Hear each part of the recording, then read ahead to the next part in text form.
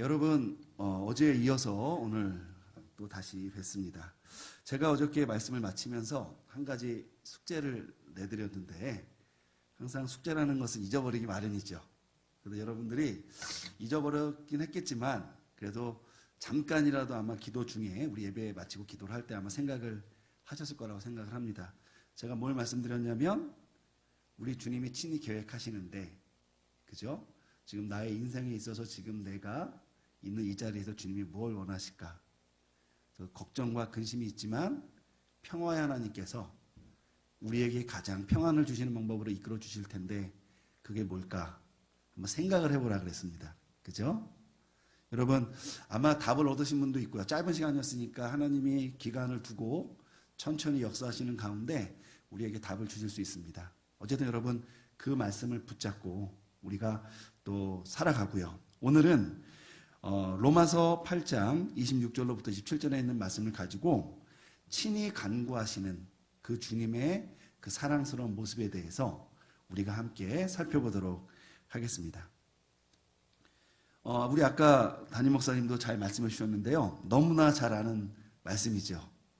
제가 뭐 나이가 아예 어린 건 아닌데 우리 원로 목사님이나 여기 장로님들이나 권사님들에 비하면은 아주 유소한 편입니다. 예, 유소한 편인데 이 유명한 말씀을 가지고 제가 우선은 열정을 갖고 보냈어요. 우리 목사님에게 보내놓고 이 말씀을 어떻게 잘 전해야 이 아직 그 어리진 않지만 아직 이제 미숙한 이 말씀을 전하는 이 사람이 이 말의 의미를 풍성하게 함께 나누고 이 안에서 우리가 은혜를 함께 나눌 수 있을까? 사실은 다른 어느 성경 구절보다 이 성경 구절이 너무 어려웠다라고 먼저 말씀을 드립니다. 여러분 어려울 수 있는 이유가 뭐냐? 내가 잘 안다고 생각하기 때문에 어려운 것이죠. 저는 세상을 살면서 가장 어려운 사람이 하나 있는데 저랑 가장 오래 살았던 제 아내입니다. 이 알 것 같은데 모를 것 같고 모르는 것 같은데 어느 날 보면 알고 있고 근데 또 그런 분이 또 계시죠. 여러분 우리 주님 언제는 내 편인 것 같다가 언제는 나를 혼자 내세우는 것 같다가 그러니까 사실 우리가 잘 안다라는 이 말이 엄청나게 좋은데 그 잘 안다는 것 때문에 우리가 오히려 실수를 범하고 마땅히 챙겨야 되고 마땅히 우리가 생각해야 되고 기억해야 될 것을 친하고 잘 알기 때문에 생략해서 생기는 많은 문제들이 있는 것이죠. 사실 제가 이 말씀을 다 우리 목사님께 드리고 저 나름대로 그 전에 이걸 어떻게 함께 회복이라는 주제로 말씀을 나누면서 이 성령님이 우리를 기도로 도우신다는 이 말씀을 가지고 우리가 어떻게 은혜를 나누면 좋을까? 그런데 어렵더라고요. 예, 잘 알아서 어렵습니다. 그러니까 여러분들도 잘 아는 내용이니까 답 정해져 있다. 그죠? 답을 여러분 이렇게 매기시면 될 것 같아요. 저는 학교에서 시험을 내면 학생들이 항상 정답을 알려달라는 거예요. 근데 사실은 저는 교수지만 학생이 어떻게 쓰느냐가 정답이에요. 거기서 빠져야 될 거는 빠지고 꼭 있어야 될 거는 있어야 되는 거죠. 뭐 씁니다, 뭐 했다 이렇게 쓰는 거는 별 의미가 없고 있어야 될 것은 있고 없어야 될 것은 없는 것이 정답인데 항상 모범 답안을 달라는 거예요. 근데 제가 모범 답안을 쓰면 제 나름대로 답을 써야 되니까 이게 또 보는 사람들마다 의심이 생겨요. 그래서 여러분이 아마 오늘 말씀에 대한 모범 답안이 뭘까 궁금하실 것 같아서 제가 한번 적어와 봤습니다. 잘 들어보세요. 오늘 말씀의 내용은 성령님께서 우리 성도들의 필요를 위해서 친히 간구하시는데 그 간구하심이 성령님이 하나님께 구하는 거니까 백발백중이라. 그래서 우리가 성령님께 모든 걸 맡기면 응답이 되고 더 나아가서 성령님의 기도가 백발백중인 것은 하나님의 마음과 성령님의 마음이 같으니 그렇다. 맞나요? 예, 맞습니다. 그런 말씀이에요. 그런데 뭐요? 그래 성령님이 기도하니까 성령님 기도가 백발백중인 거예요. 나랑은 무슨 상관입니까? 여러분, 우리가 예수님을 믿으면 우리 안에 성령님이 계시고, 그죠? 우리가 그 성령님을 의지하며 살아간다라고 고백도 하고 찬양도 하고 기도도 합니다. 그런데요, 우리에게 문제가 생기거나 어려운 일이 생겨서 우리가 기도를 하면 많은 분들이 있잖아요. 해결되지 않는 것을 느끼게 돼요. 성령님이 기도하면 백발백중인데 이상하게 공포탕 같아. 체류탕 같아. 왜요? 매운 냄새만 나고 응답은 없어요. 눈물은 많이 흘렸는데 결과가 없어. 그래서 어떠한 마음이 들게 되냐면, 여러분 그 유명한 성경 구절 있지 않습니까? 기도에 관련되어 있는 성경 구절. 예레미야 33장 3절. 제가 옛날에 모셨던 목사님은 맨날 333 이렇게 하세요. 그러면은 성도님들이 갑자기 너는 내게 부르짖으라 하고 합창을 딱 합니다. 그리고 나서 말씀을 딱 들으세요. 자, 그 말씀 한번 제가 읽어보겠습니다. 너는 내게 부르짖으라. 예레미야서 33장 3절입니다. 내가 응답하겠고 내가 알지 못하고는 크고 노은밀한 일들을 내게 보이리라. 저는 개역개정 성경을 갖고 와가지고 아마 여러분이 보는 성경과 약간 다를 수 있습니다. 양해의 말씀을 구하겠습니다. 또 여러분, 시편 82편 10절 말씀. 나는 너를 애굽 땅에서 인도해낸 여호와 내 하나님이니 내 입을 크게 열라. 내가 뭐하리라? 채우리라. 여러분, 우리가 있잖아요. 기도를 하고 하나님이 함께 하시고 성령님이 함께 하시고 우리가 이 말씀대로 살면 하나님이 우리의 기도를 들으시고 하늘에서 응답하신다고 찬양하고 배우고, 특별히 예레미야서 33장 3절의 말씀, 시편 81편에 있는 말씀을 붙잡고 우리가 기도하잖아요. 또 우리가 읽었던 오늘 로마서 8장에 있는 말씀을 염두에 두고 기도를 한단 말이죠. 그런데 문제는 이 말씀을 들었을 때는 뜨겁고 내가 그렇게 될 줄 믿고 그렇게 될 줄 알았는데 우리가 일상의 자리에 돌아가서 보면 그런 말씀이 있었나? 뭐 인생을 살다 보면 되기도 하고 안 되기도 하는 거지. 뭐 다 때가 있겠지.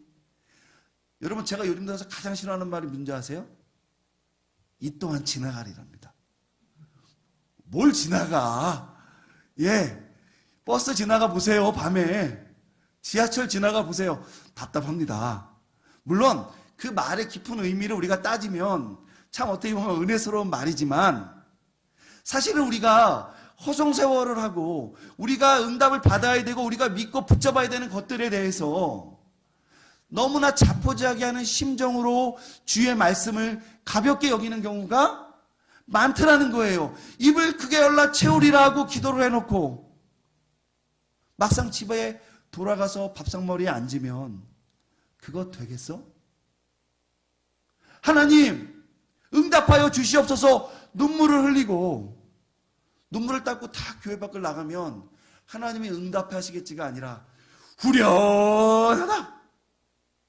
여러분, 기도는 후련하려고 하는 게 아니에요. 그죠? 우리의 기도는 능력이 없는 기도가 아니어야 되는데 우리가 그러한 마음과 생각이 우리 마음속에 많이 뿌리박고 있다라는 거예요.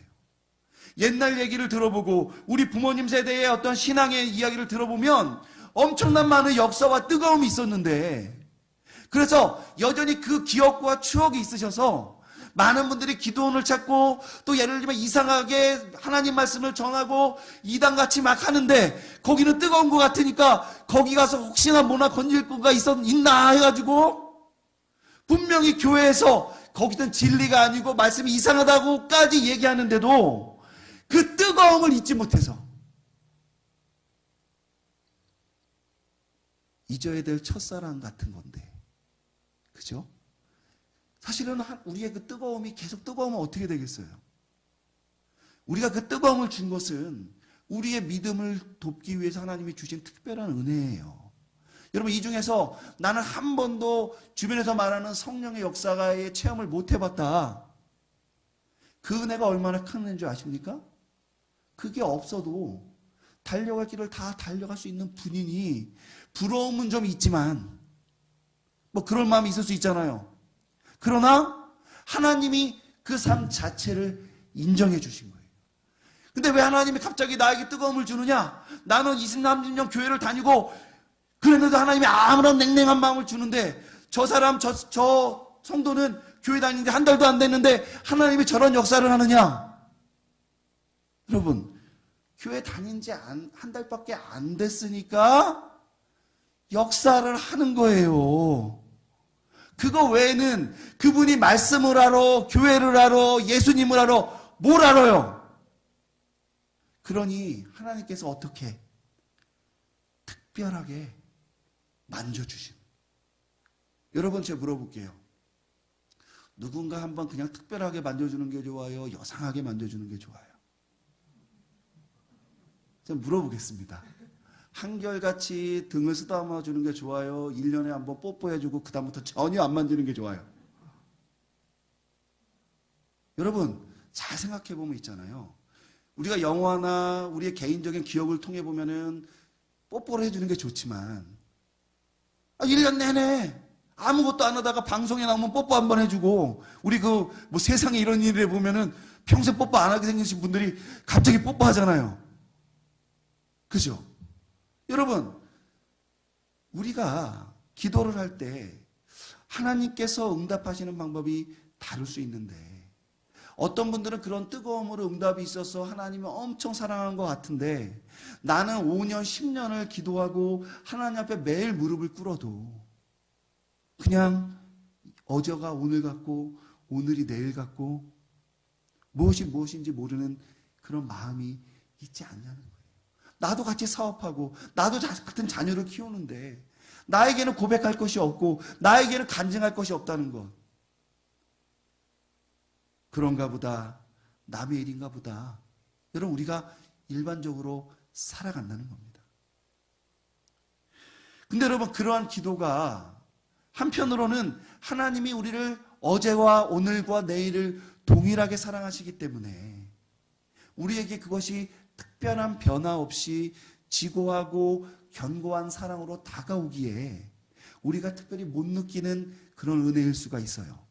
그런데 간혹 어떠한 특별한 기도 제목이 있는데 우리가 그것을 위해 열심을 내고 특심을 내고 하나님 앞에 생명을 걸고 기도를 하는 데도 있잖아요. 하나님의 간섭하신 외에는 특별하게 해결할 수 있는 방법이 없는 그런 기도 제목에도 하나님이 침묵하고 계시는 것처럼 느낄 때가 있다라는 거예요. 여러분, 왜 그런 일이 일어날까? 여성한 주님의 은혜는 인정하겠는데 그래도 한번 나에게도 하나님이 이런 특별하고 급박하고 이 진심을 다해 사랑하는 나의 이 삶과 기도에 응답해 주셔야 되는 것이 아닌가. 근데 말씀을 보니까요, 하나님의 침묵에는 이유가 있어요. 그 침묵의 가장 큰 이유가 뭘까? 제가 말씀을 살펴보니까 이런 것 같아요. 우리가 하나님께 구하는 기도가 오히려 우리에게 해가 되는 거예요. 여러분, 혹시 그런 거 생각해 보셨어요? 여러분, 하나님 앞에 기도할 때 이 기도가 나에게 해가 될 수 있다라고 생각해 보신 적 있으신가요? 내가 기도하고 내가 하나님께 무엇을 간구했는데 그것이 응답이 된 것 같지만 알고 보니 그것이 나에게 오히려 큰 십자가고 짐이 된 적. 여러분, 해가 된다는 것은 있잖아요. 예수 믿고 재물을 잃고 병이 생기고 한다는 이런 얘기를 하는 게 아닙니다. 하나님은 치유해 주시는 분이고 채워주시는 분이고 우리를 평화 가운데 이끌어 주시는 분이니 많은 것을 우리에게 좋은 것을 주십니다. 그렇기 때문에 해가 된다는 것은 이런 것을 이야기하는 것이 아니라 오히려 더 근본적인 문제가 우리에게 발생할 수 있다는 거예요. 뭐냐? 우리의 신앙과 영혼이 그 기도가 응답됨으로써 오히려 망가지고 어려워지게 되는 경우가 있다라는 거예요. 여러분, 어떤 기도가 있겠어요? 그런 기도가, 하나님, 내가 교회를 위해 이런 놀라운 일을 감당하고 싶습니다. 하나님이 응답을 해주셔서 엄청난 은혜를 주셨어. 그 내가 물심양면으로 교회를 위해 봉사했어요. 그런데 아무도 안 알아줘. 오히려 아이고 참 뭐 좀 잘 되더니 혼자 잘났어. 여러분, 물론 여러분 마음속에는 나는 그런 소리라도 들어보고 싶다. 내 평생에. 좀 그런 비난도 좀 받아봐야 멋있는 인생 아니냐? 이런 마음이 있을 수도 있지만 저는요, 그런 일들이 오히려 그 당사자에게 해가 되는 경우를 굉장히 많이 봤습니다. 어려울 때는 무릎 꿇고 기도하고 했는데 무엇인가 하는 일마다 잘 되다 보니까 주일 성수를 하지 못하게 되고, 내가 재물로 물질로는 교회를 섬기니 많은 사람들이 칭찬을 처음에는 했지만 오히려 재물과 이런 것들이 부해지고 그것에 대한 비중이 커지고 봉사를 하지 못하니까 어디 돈으로 주일을 해? 라는 비난의 소리를 듣기 싫지만 어쩔 수 없이 듣게 되는 경우가 발생하더라는 거예요. 그냥 중간쯤, 그냥 하나님이 주시는 은혜만큼만 내가 가지고 주님께 봉사하고 내가 헌신했을 때보다 나중에 돌이켜보니까 이때 나에게 주어졌다고 생각했던 이 은혜가, 이 축복이 오히려 해가 되는 경우가 있더라. 그분 자체는 겸손할 수 있지만 주변 분들이 시험 드는 경우도 있고요. 반대로 주변 분들은 이해하고 사랑을 하고 있는데 오히려 그 일을 행하신 분이 교만에 빠져서 교회를 좌지우지하려고 하는 그런 안타까운 모습들도 사실 우리 주변에 없지 않더라는 거예요. 차라리 이런 생각을 하죠. 주님께서 그 기도에 응답하지 않으셨더라면, 하나님께서 우리 교회에 이런 특별한 어떤 물질적 축복을 주지 않으셨다면 우리 교회가 더 사랑으로 기도로 하나 했을 텐데 왜 하필 우리 교회 부지 땅 값이 올라서 오르기를 주님의 이름으로 축원드립니다. 예. 여러분, 왜 우리 교회 땅이 갑자기 올라서, 왜 우리 이것이 갑자기 이렇게 돼서 그 안에 분쟁이 생기고 아픔이 생기고, 여러분, 우리가 하나님 앞에 눈물 빼려 기도했지만, 함께 기도했지만 오히려 무엇이 생긴 거예요? 우리에게 독이 되고 해가 된 것이죠. 야고보 사도께서는요, 이 부분에 대해서 이렇게 얘기하십니다. 하나님이 왜 그러면 때로는 기도에 침묵을 하시느냐? 너희가 얻지 못함은 구하지 않기 때문이라 라고 야고보서 4장 2절에서 먼저 말씀을 하세요. 여러분, 구해야 됩니다. 그런데요, 더 큰 문제가 있는데 3절에 보니 구하여도 받지 못함은 정욕으로 쓰려고 잘못 구하기 때문이라는 거예요. 자, 그럼 하나님은 어떤 분이시라는 거예요? 내가 어떤 기도를 했을 때 내가 온전하게 주님의 뜻대로 기도를 하면 응답을 주시지만, 내가 불순한 마음으로 기도를 하면 응답을 주시는 분이라 아니다. 근데 내가 조금 불순한 마음이 있었어요. 내가 기도를 했어. 응답이 왔어. 이건 뭡니까? 여러분, 시험거리인 거죠. 여러분, 우리가 그렇게 당해서 우리 마음을 감찰하시는 주님을 속이고 나를 속이고 주변을 속여서 마치 하나님 앞에 전심으로 간구하고 기도하는 것처럼 이야기하지만 사실은 그 마음에 뭐가 있다라는 거예요? 정욕이 있을 수 있는 거죠. 하나님은 그 정욕에 대해서 그것이 엄청난 문제가 되는 것인 줄 알기 때문에 오히려 그것이 득이 되지 않고 자신의 자녀가 이득이 되고 그가 온전히 성장하는데 도움이 되지 않는다는 것을 알기 때문에 때로는 그 기도에 침묵을 하신다는 거예요. 정욕주의라는 이 단어는요, 원어로는 이런 단어입니다. 따라해 보겠습니다. 해도네. 뭐 음식점 이름 같아요. 그죠? 근데 여러분, 이 단어가 무슨 단어냐면요, 쾌락을 나타내는 그런 단어예요. 쉽게 말하면 이런 겁니다. 정욕이라는 것은 내 마음속에 음란한 마음 이런 걸 얘기하는 게 아니라 자신의 유익, 보다 정확하게 말하면 그 유익을 통해서 내가 희열이나 쾌락을 누릴 수 있는 그 유익, 그것을 바로 이 정욕이라고 얘기하는 거예요. 예를 들면 이런 것이죠. 약한 사람이 있어. 그 사람을 돈으로나 육체적으로나 괴롭혀. 그죠? 그 돈도 뺏고. 여러분, 그 안에 괴롭힐 때 뭐가 들어요? 저는 주로 괴롭힘 당했던 스타일이어서요. 잘 모르겠습니다만 제가 생각하건대 그 안에 자신의 유익과 더불어서 희열과 쾌락을 느끼지 않겠어요? 여러분, 제정신으로 사람을 괴롭힐 수 있는 거예요, 사람이? 제정신으로 이번에도 세모녀 사건인과 같은 아주 입에 담기도 부끄러운 그런 일들, 정윤희 사건이나 이런 우리가 굉장히 부끄럽고 이런 일이 왜 자꾸 일어나라고 기도하는 그런 제목들, 여러분, 그 사람들 만나면 어때요? 우리랑 똑같이 짜장면 시켜 먹는 멀쩡하게 생겼어요. 근데 어떻게 그런 일을 저지를 수 있냐는 거예요. 여러분, 그게 그냥 아무 생각 없이 단지 돈 때문에? 여러분, 과연 그럴까요? 우리가 좋은 일을 하든 있잖아요. 나쁜 일을 하든 간에 어떤 것에 대해서 나의 욕심을 쏟아붓고 나의 모든 것을 다 쏟아붓는 것은 있잖아요. 그 안에서 내가 쾌감을 느끼기 때문 아니겠습니까? 거기서 떠날 수 없는 이유도 그 희열과 쾌감 때문이에요. 여러분, 그것이 있잖아요. 때로는 나쁜 짓, 못된 짓, 하지 말아야 될 짓과도 관련될 수 있지만 안타깝게도 있잖아요.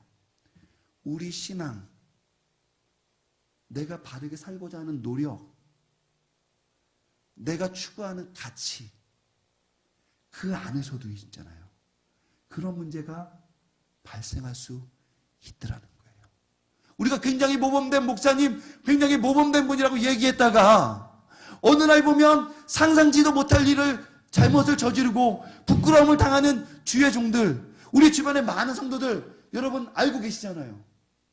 여러분, 어떻게 하나님이 그런 큰 은혜를 주셨는데 그런 실수와 그런 잘못을 저지르냐는 거예요. 만약 온당히 그 마음을 하나님 앞에 드렸다면 그런 실수를 저지르지 않을 수 있는 겁니다. 문제는 뭐냐면 내가 말씀을 전하니 사람이 모이네, 내 말대로 하니 다 내가 이렇게 말하니 농담을 했는데도 다 할렐루야 아멘 하네, 내가 뭘 하니 전부 다 옳다고 얘기하네. 무엇에 빠지는 거예요? 하나님의 말씀을 전하는 일이 아니라 내 생각, 내 마음, 내 철학을 전하는 사람이 되더라는 거예요. 성도들은 그래도 믿고 아멘하는, 그러니 그 안에서 희열과 쾌락과 정욕이 생기는 것이죠.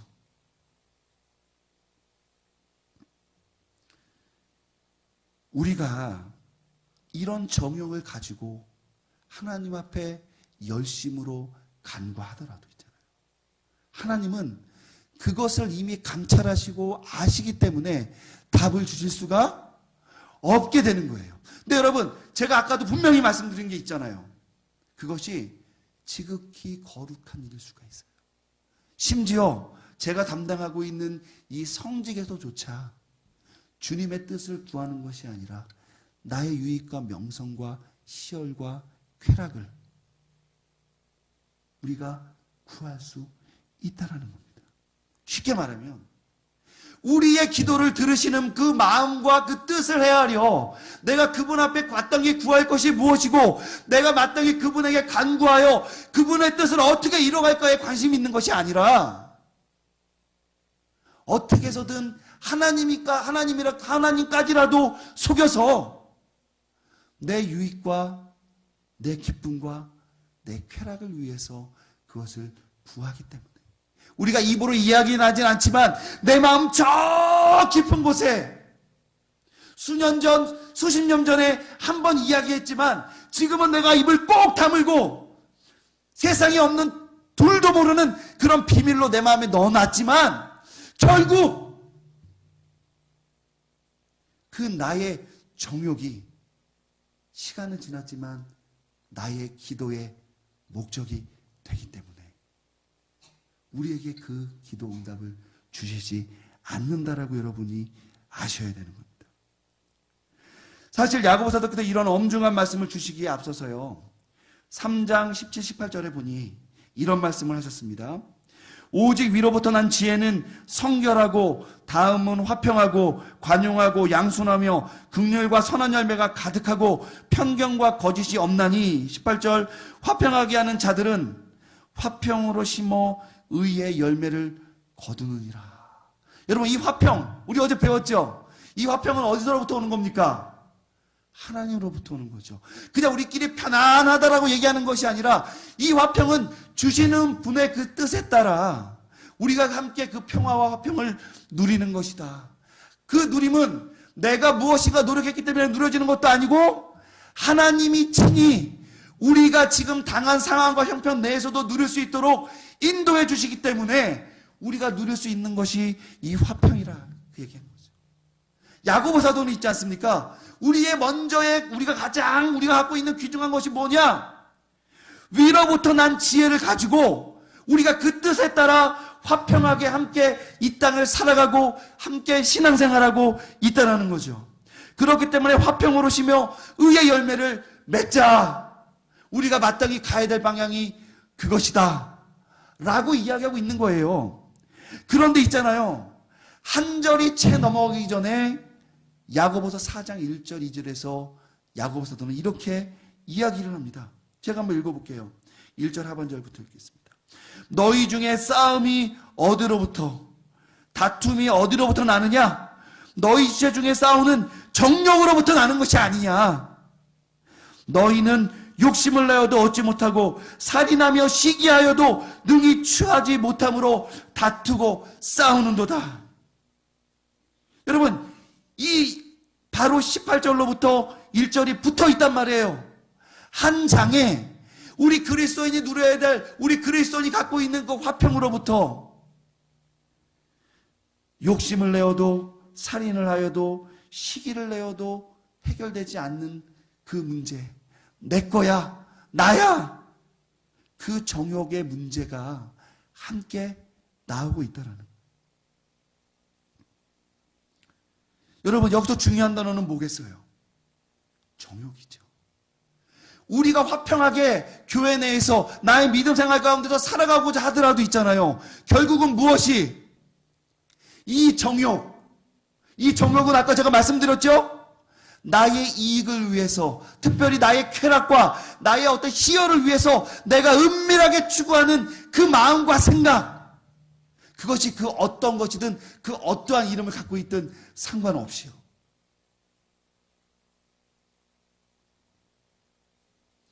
그렇기에 우리는 어떠한 말을 하더라도, 어떠한 표현을 쓰고 어떠한 미사오구를 사용하더라도요, 결국 야고보 사도는 하나님이 없는 정욕에서 나온 기도는 성도들에게 유익할 수 없고, 그 누구보다 성도를 사랑하고 자기 자식을 사랑하는 하나님께서는 그런 갈급함에는 응답하시지 않는다라고 이야기하는 거예요. 반면에 요한일서 5장을 한번 보도록 하겠습니다. 요한일서 5장 14절로부터 15절에 보면요, 사도 요한께서는 응답하는 기도는 어떤 것인가를 우리에게 가르쳐주고 계십니다. 자, 제가 한번 읽어보겠습니다. 14절. 그를 향하여 우리의 가진 바 담대함이 이것이니 그의 뜻대로 무엇을 구하면 들으심이라. 우리가 무엇이든지 구하는 바를 들으시는 줄을 안즉 우리가 그에게 구한 그것을 얻은 줄을 또한 아느니라. 여러분 이 말씀을 보면요, 14절 하반절에 보니 무엇을 구하면 들으신다라고 되어 있고요, 더 나아가서 15절에 보면 우리 모든 성도가 알고 있어요. 여러분 우리가 기도하면 하나님이 응답하시는 거 알고 계시죠? 그때도 알고 지금도 알고 아마 다음 세대 우리 자녀들도 모르는 것 같지만 다 알고 있어요. 다 알고 있다시피 하나님께서는 자녀된 우리가 구할 것에 대해서 구하는 바를 들으시기 때문에 우리가 구하는 간구한 이후에는 다른 어떠한 태도를 취해서는 안 되고, 후련하다, 이만하면 됐지, 아싸 40일 채웠다, 이런 고백을 하면 안 되고요, 구한 것을 얻은 줄을 믿고 알고 나가야 된다고 가르치고 있는 거예요. 이런 말씀은 무엇보다 14절 상반절에서 이 말씀, 그를 향하여, 여기서 말하는 그는 누구죠? 하나님 아버지를 얘기하는 겁니다. 그를 향하여 우리가 가진 바 담대함이라는 이 표현에 의해서 강조가 되고 있는 거예요. 그냥 하나님이 아버지니까 하나님 아버지 도와주세요, 도와주세요. 찡찡거려서 하나님이 어쩔 수 없다, 귀찮다 들어주는 것이 아니라 우리에게는 무엇이 있느냐? 하나님을 향하여 가지고 있는 담대함이 있다는 겁니다. 여러분, 여기서 말하는 이 담대함이라는 이 말 있잖아요. 이 말이 그냥 배짱 좋게, 허이고 교회도 안 나오는데 배짱 좋게 저런 걸 하나님 앞에 강구하네. 여러분, 이 이야기가 아니에요. 나는 교회 헌금 많이 못했는데 한번 이번에 뭐 전세 계약하는데 좀 배짱 좋게 기도해보겠다. 이런 걸 얘기하는 게 아닙니다. 여기서 말하는 담대함이라는 것은 있잖아요. 잘 들으세요. 어떠한 문제가 있어요. 그 문제에 대해서 자신의 견해나 자신의 주장을 명확하게 말할 수 있는 걸 얘기하는 거예요. 여러분, 그러면 우리가 하나님 앞에 갖고 있는 이 담대함, 내가 어영부영 그냥 하나님 뜻대로 이루어 주십시오라고 기도하는 그런 것이 아니라, 내가 내 기도 노트에 아주 작은 거 하나까지 세밀하게 적어서 하나님 나 사랑하시잖아요. 내가 이것을 가지고 무엇을 할지 주님 아시잖아요. 라고 기도할 때 하나님이 들으시고 응답하시는 확신 가운데 우리가 기도할 수 있는 그런 자격과 그러한 위치에 우리가 있다라는 걸 이야기하는 거예요. 여러분, 기도할 때 그러니까 어영부영 하나님 우리 교회 축복해 주세요 라고 기도하지 마세요. 우리 아이들 요즘 몇 명 나오는데 코로나 때문에 몇 명이 줄었습니다. 하나님 한 명 한 명 지켜주시고 코로나 걸리지 않게 하셔서 전국에는 교회 나와서 예배 잘 들을 수 있도록 도와주세요. 학원 때문에 교회를 못 나, 요즘 애들 학원 가는 것 때문에 교회 안 나와 문제라고 얘기하지 마시고, 우리나라가 학원을 안 가도 좋은 데 갈 수 있는 나라가 되도록 기도해 주시고, 부모님들 마음속에 공부보다 더 중요한 것이 있다는 것을 깨닫게 해주십시오라고 기도하고, 아이 한 명 한 명 만날 때마다 기도 제목이 뭔지 묻고 적어놓고 기도해 주시라는 거예요. 여러분, 우리 교회의 유년부를 위해 기도합니다. 하나님은 다 알아서 들으시겠지만 우리가 갖고 있는 이 요구권, 우리가 갖고 있는 그 하나님 앞에 다 털어놓을 수 있는 이 담대함에 비하면 우리가 하나님 앞에 부끄럽게 행동하는 것이라는 걸 여러분 생각하실 필요가 있습니다. 이 구절은 있잖아요. 우리가 하나님을 향해 나의 기도 제목을 구체적으로 알아되 그것을 구걸하듯이 아는다는 것이 아닙니다. 부끄러운 일, 내가 부족한 일, 잘못한 일이 있어도 부모에게 자녀가 엄마, 아빠, 나 사고 쳤지만 다시 한번 잘해볼래요, 도와주세요 얘기하면 오히려 그것이 더 큰 은혜가 되고 더 큰 기회가 돼서 부모가 모든 것을 내어주는 것처럼, 학생이 비록 빵점 맞고 꼴찌 맞고 학교에서 문제를 일으키는 아이더라도 선생님 나 이번에 수학 10점이라도 맞으려니까 나 이 수학 알려주세요. 그럼 선생님이 야 꺼져, 나 100점 맞는 애만 알려줄 거야, 너 절로 가. 여러분, 어떤 선생님이 그렇게 이야기하시겠어요? 공부를 못하는 애가 알려달라 하면 모든 선생님이, 그죠? 요즘은 학원에서 다 배워와서 묻지 않아서 심심한 상황이시라 그러더라고. 여러분, 제가 우스갯소리로 얘기했지만 100점 맞는 애가 질문하는 것도 좋지만 꼴등하는 애가 질문하는 것도 좋잖아요. 여러분, 내 자녀 중에 안 아픈 손가락이 나에게 뭘 요구하는 것도 좋지만 평생 나한테 아무것도 요구하지 않고 나 잘 나온다, 나 어릴 때부터 알바하던 애가 어느 날 아빠 엄마 나 뭐 좀 하려고 그러는데 한 번만 도와주세요 라고 이야기하면 그게 더 좋아요, 저게 더 좋아요? 모두 다 좋죠. 돈 드는 건 아깝지만. 여러분, 뭘 얘기하는 거예요? 우리가 하나님 앞에 담대하게 나가서 구체적으로 우리의 생각과 마음을 주장하고 부탁드리는 건 있잖아요. 나의 처지와 나의 형편과 나의 어떠한 지금의 문제와는 상관이 없을 수 있다라고 지금 사도 요한은 가르쳐 주시는 겁니다. 근데 문제는 있잖아요. 이러한 놀라운 자격, 이런 놀라운 은혜를 우리에게 주셨고, 이미 그렇게 구할 때 이미 거기에는 우리에게 응답을 주신다 라는 정답까지 주셨는데, 그럼에도 불구하고 뭐가 없다는 거예요. 우리에게 응답이 없다는 거예요.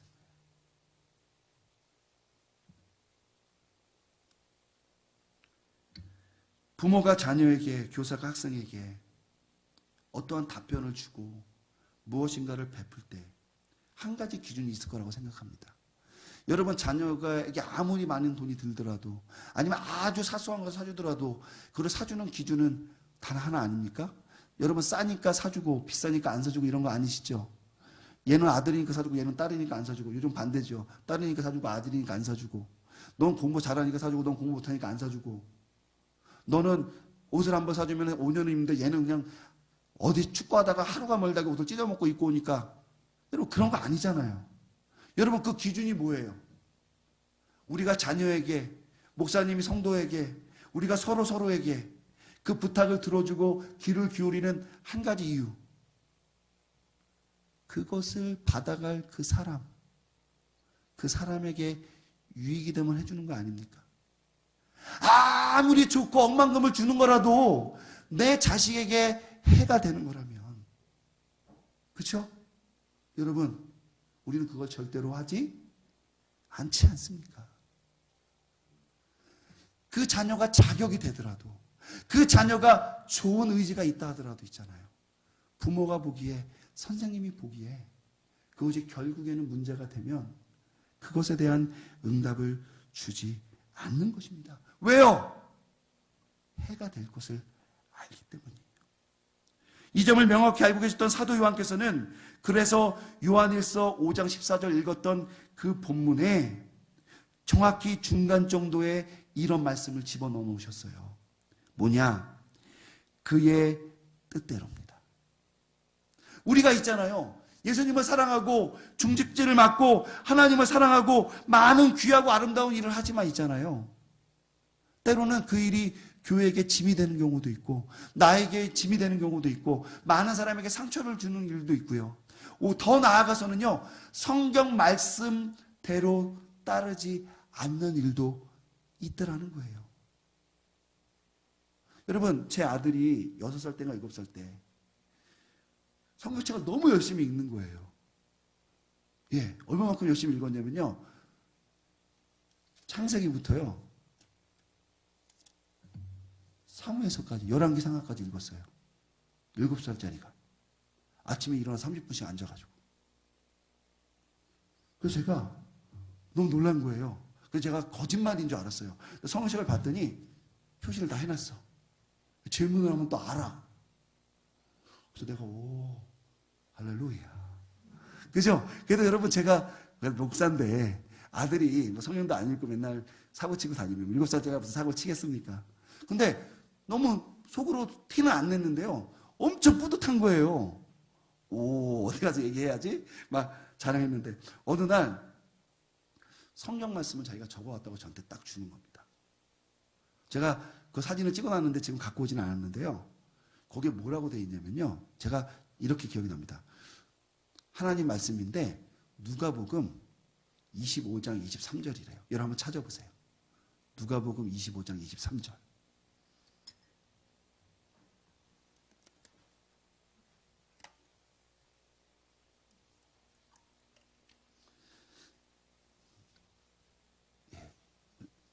찾고 계시는 거예요? 예, 누가복음은 24절까지밖에 없어요. 예, 여러분 죄송합니다. 여러분들을 속이려고 하는 것이 아니라, 예, 제가 물 좀 따르려고, 예, 잠깐. 근데 아들이 누가복음 25장 23절이라고 해놓고 거기다가 써가지고 왔어요. 하나님께서 가라사대. 그 저는 맨 처음에 정말 뭘 보고 써왔는 줄 알았다니까요. 여러분, 제가 그걸 보고 우리 아들 앞에 열왕기상까지 읽고 말씀을 깊이 읽었는데 누가복음 25장 23절 하나님 말씀을 기록해 왔으니 칭찬을 해야 돼요, 엄중히 꾸짖어야 돼요? 내가 물어볼게요. 여러분, 칭찬해야 돼요, 꾸짖어야 돼요? 누가복음 25장? 여러분, 제가 정말 그 순간에 있잖아요. 목사잖아요. 한편으로는 성경 가지고 이렇게 말씀을 배워서 제가 이렇게 썼다는 것에 대해서 굉장히 기쁨을 느꼈지만 다른 한편으로는 무서운 거예요. 그런 게 한 2번 있었어요. 제가 앉혀놓고 혼내지는 않았죠. 혼낼 일은 아니니까 엄중히 꾸짖었습니다. 하나님 말씀 우리가 읽고 있는 것을 읽고 묵상하고 배우는 것이 네가 이렇게 재밌게 쓰면 안 된다. 그리고 저는 있잖아요. 속도 없게 그리고 몰래 찍어가지고 제 친구들에게 보여줬어요. 부모의 심정이 그런가 봅니다. 근데 사실은 굉장히 위험한 거잖아요. 그죠? 아무리 어린아이가 재미로 했다고 하더라도. 제가 그 앞에서 사실은 어렸을 때부터 성경을 사랑하고 성경을 베끼고 나름대로 성경도 또 베끼다 보니까 써보고 싶었던 것 같아요. 그죠, 여러분? 그렇죠. 맨 처음에는 내가 이거를 옆에서 보지만 요리 당첨 내가 요리도 하고 싶잖아. 성경은 그러면 안 됩니다. 예. 성경 사랑한다고 내가 성경을 써서 이거 계시받은 거라고 했다가는 어느 날 우리 못 만날 수도 있어요. 천국에서 다시 만나보자 노래에 해당 사항 없음이 될 수도 있으니까 굉장히 조심해야 되는데, 여러분, 제가 한편으로는 너무 기뻤지만 칭찬할 수가 없었다 이거예요. 왜요? 칭찬받을 만한 일이었잖아요. 열심히 했잖아요. 최선을 다했잖아요. 근데 내가 이거를 칭찬하면 얘가 나중에 또 칭찬받으려고 마태복음 29장도 써올 수 있고요. 창세기 53장도 써올 수 있고요. 여러분, 그렇지 않겠습니까? 그러니 목사로서 기쁘고 기특하고 너무 해피하고 너무 행복했지만 칭찬할 수가 없었어요. 여러분, 중요한 것은 뭐냐? 말씀 그대로 그의 뜻대로 구하지 않으니까. 만약 우리 아들이 그 말씀을 이렇게 성경 구절을 베껴가지고 왔으면 제가 아마 10,000원을 줬을 수도 있겠죠. 아이스크림을 막 10,000원어치 줬을 수도 있어요. 너무 기분이 좋아서. 마태복음 1장 1절 써가지고 왔으면.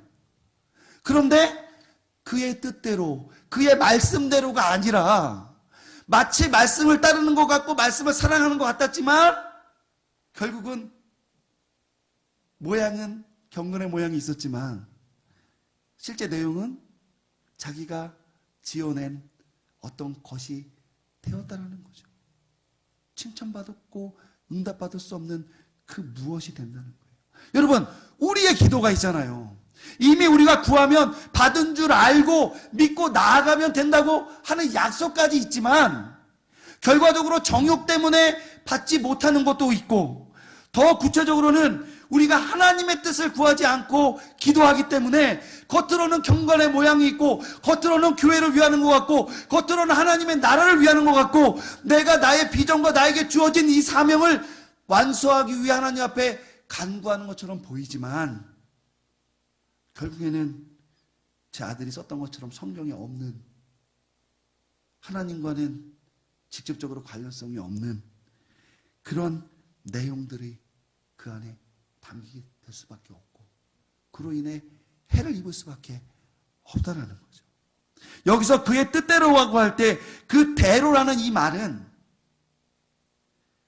원어에서 보면 어떠한 기준을 나타내는 건데, 그러면 그냥 하나님 뜻을 알려주시옵소서라는 그런 외침을 얘기하는 게 아니라 하나님이 우리를 향해 정해놓으신 그 뜻, 우리 인류에게 알려주시고 우리 믿는 자들에게 알려주신 그 뜻, 성경 말씀과 예배 강단에서 선포되는 그 말씀에 맞추어서 우리가 기도할 때만이, 그것으로 유일한 기준으로 삼아 우리가 기도하고 나아갈 때만이 하나님께서 우리에게 그 응답을 주시기로 약속하신다라는 거예요. 그렇기 때문에 사도 요한은 만약 우리가 하나님이 주시는 그 기준, 이 말씀의 기준에 따라 그 말씀의 깊이를 깨달아 우리가 하나님 앞에 기도를 하면 우리의 담당함은 똥배짱이 아니고요, 무례한의 어떤 태도가 아니고요, 동네에서 횡패 부리는 그런 어떠한 사람이 아니라 하나님이 드시기에 이 녀석이 많이 성장했구나, 이런 것을 간구할 수 있을 만큼 준비된 사람이구나, 이 녀석이 이 사명을 위해 이렇게 노력하고 집중하고 있구나, 하나님이 구하시기도 전에 그 기도에 응답을 주신다는 거예요. 요한일서 3장 21절 22절에 보니 이 동일한 말씀을 약간 다르게 사도는 가르치고 계세요. 제가 한번 읽어보겠습니다.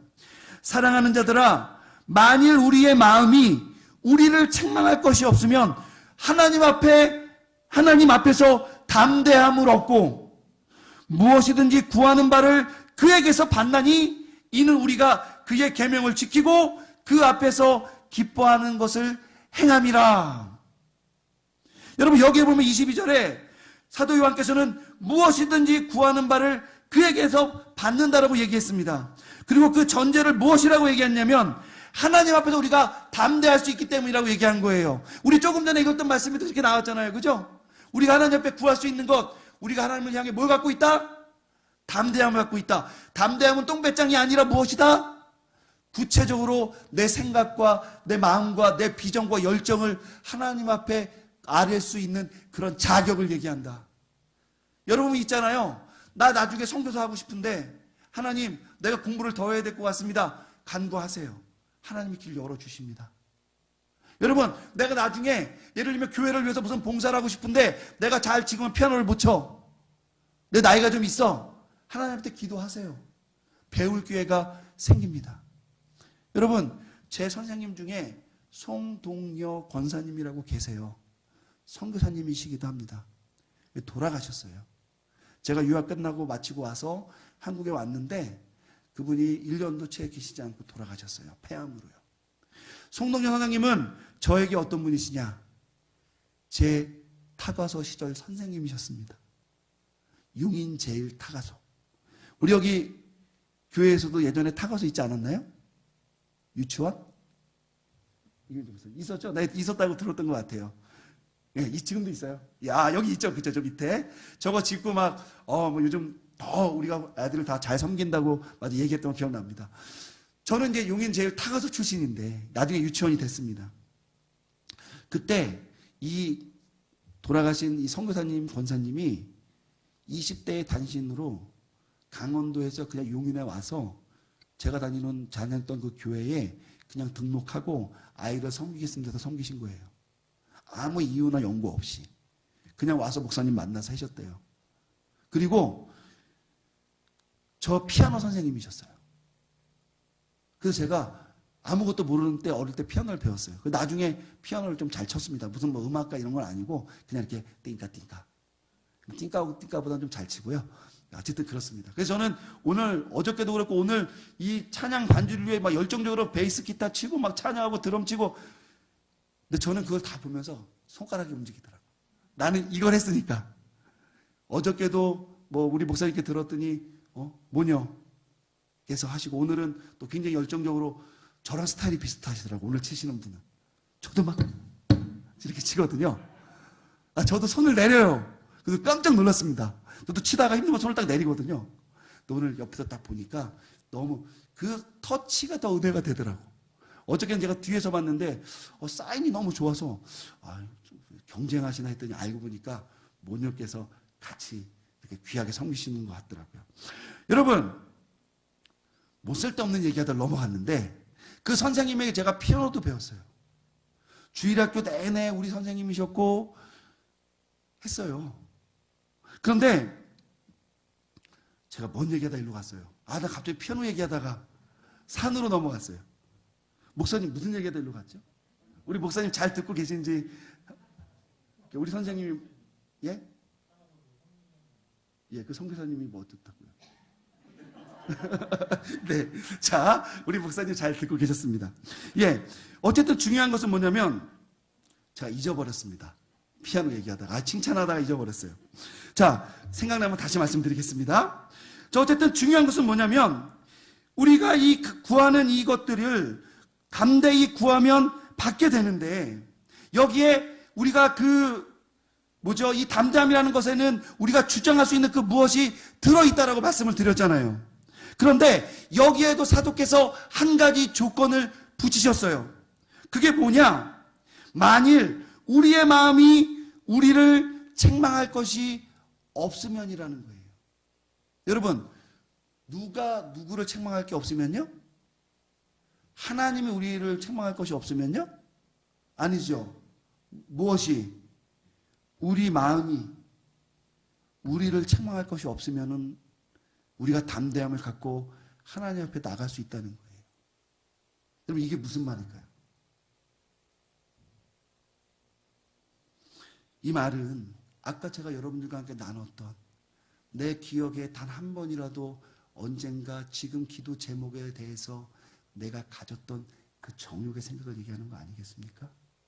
내가 하나님마저 속이고자 했던 그 모습, 결국 누구는 안다는 거예요.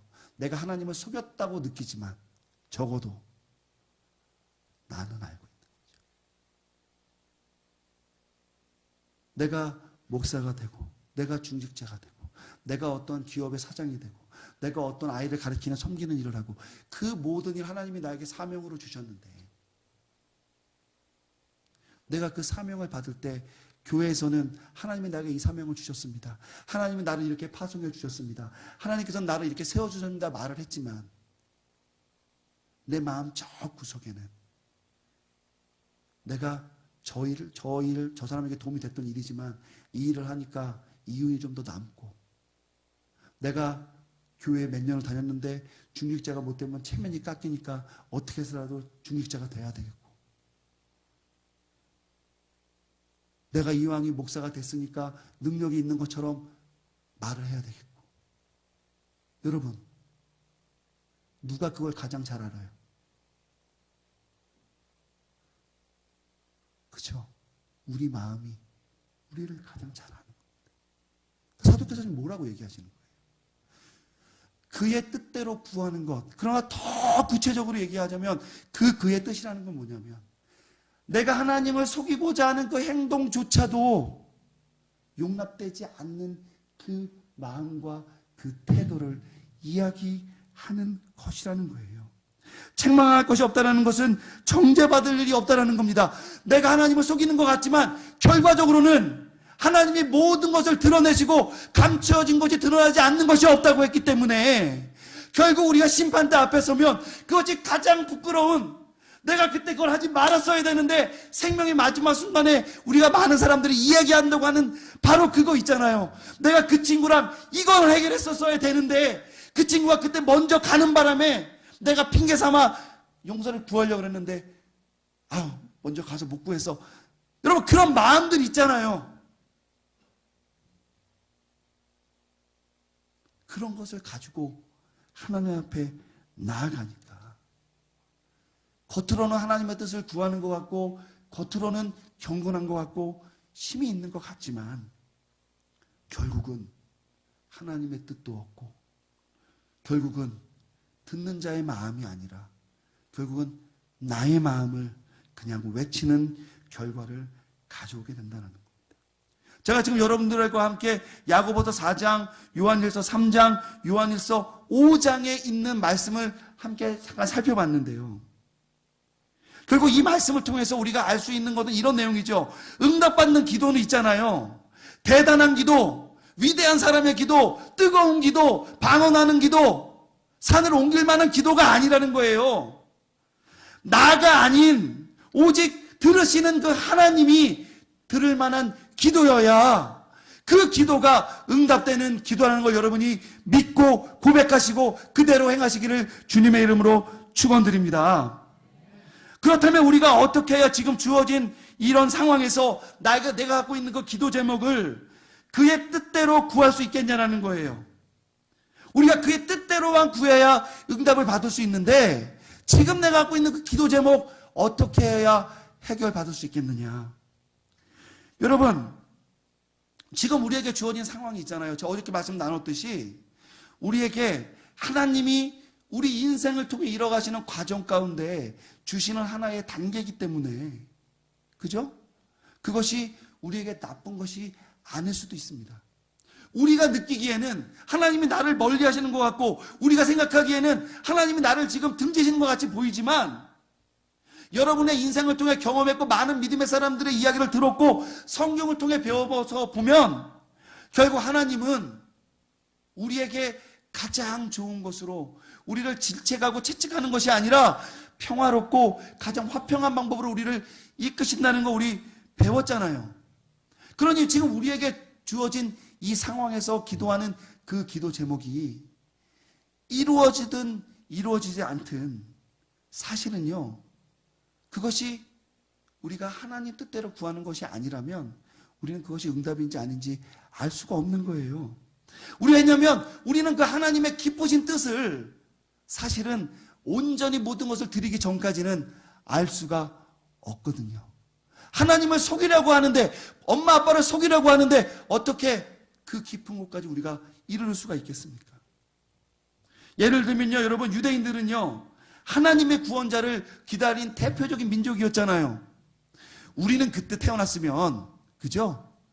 뒤도 안 돌아보고 절로 갈 뻔했어요. 근데 유대인들은 약속의 사람들이고 하나님의 어떤 언약을 받은 사람들로서 하나님의 구원자를 정말 기다리고 열망했던 사람들이에요.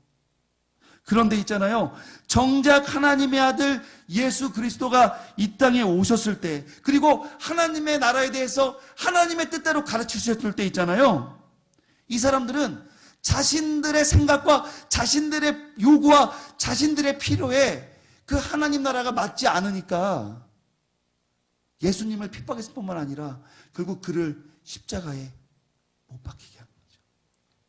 유대인들은 하나님의 언약의 백성, 할례도 받고 율법도 지킨다고 했지만 하나님 뜻 대신에 바로 정욕을 붙잡고 하나님의 뜻을 이뤄간다라고 생각을 했었던 사람들이라는 거예요. 비록 하나님께서는 인간의 부족한 가운데서도 자신의 계획을 친히 이루시기 때문에 그러한 무지한 자들의 손, 물론 그 중에서도 회복된 사람도 있을 겁니다. 하지만 어쨌든 그 당시에 그 무지한 자들의 손으로 통하여서 하나님의 선한 뜻을 이루시고 결국은 구원의 완성을 우리에게 주셨습니다. 하지만 유대인 자신들을 보면 그들은 하나님을 알고 하나님의 뜻에 가장 부합하다고 이야기했지만 결국 자신의 전용 때문에 하나님의 뜻에 반하는 일을 하게 된 것이죠. 결과적으로 잘 됐으니까, 여러분, 결과적으로 잘 된 거죠. 하지만 그건 중요한 게 아닙니다. 그 결과는 유대인들이 예수님을 십자가에 못 박는 그 사악한 마음 때문에 생긴 거예요? 하나님의 선하신 뜻 때문에 생긴 겁니까? 여러분들이 있잖아요, 좋지 않은 마음으로 교회에 와서 봉사를 하고 사회에서 봉사를 했는데, 누군가를 했는데 내 의도와 다르게 좋은 결과가 나서 누가에게 칭찬을 받았어요. 묻겠습니다. 우리 마음이 우리를 아는 거죠. 여러분, 그거 내가 정말 잘해서 그런 거예요? 주변 사람들이 희생하고 도와줘서 잘 된 거예요? 그렇죠? 우리가 결과가 좋으면 과정도 좋다, 모든 것이 오케이라는 이런 세상적 가치에 빠져들면 안 되는 겁니다. 유대인들의 죄는 분명히 유대인들의 죄인 거예요.